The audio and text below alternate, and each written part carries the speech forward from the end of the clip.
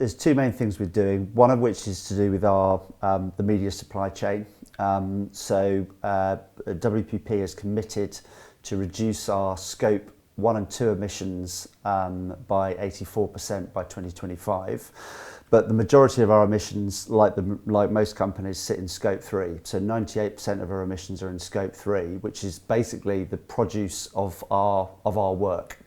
And 55% of those emissions sit in the media supply chain. So the energy consumed in the media, getting messages from where we broadcast them in front of the eyes of consumers.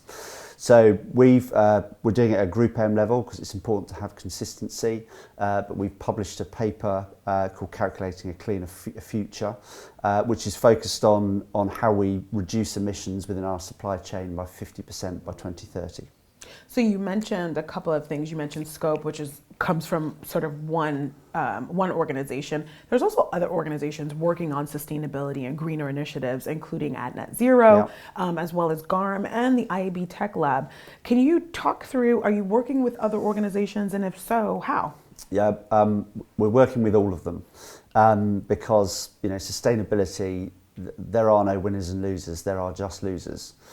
There'll be bigger losers and huge losers.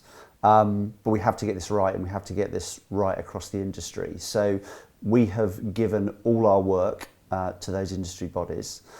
We've shared it with other agency groups, so we've shared it with competitors. And we've done that because we're saying we need to get to a common framework and standards, because at the moment there's a lot of confusion, and confusion would just slow progress.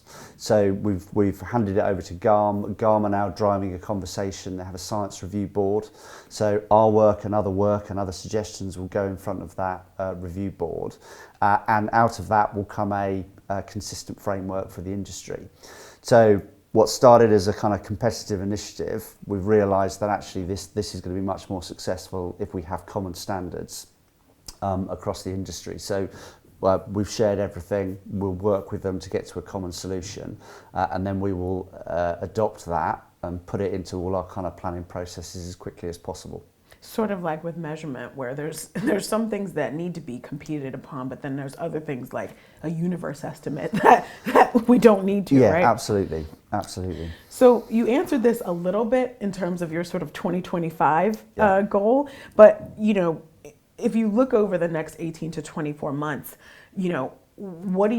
how do you think the industry is going to do on these goals? Yeah, I mean, I'll split it into two parts. I think there's the media supply chain decarbonisation, which I think is it's complex, but it's relatively straightforward. If you compare that supply chain to some of our clients, it's relatively straightforward. I think we can get to an aligned approach to it by the end of the year, and then we can start to implement it.